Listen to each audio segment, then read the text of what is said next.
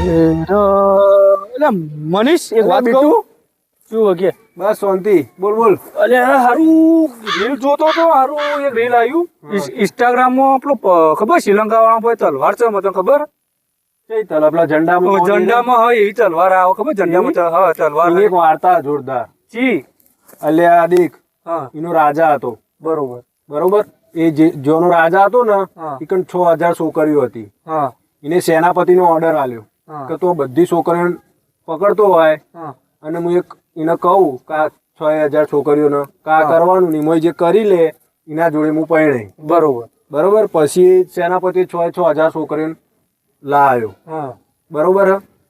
રાજાએ બધાને બીજ આલ્યા કે આ બીજ લઈને તમારે ઉગાડવાનું અને ઉગીને જે ફૂલ આવે ને જે મને પહેલું આલી જાય ને એના જોડે હું લગન કરે બરોબર બરોબર.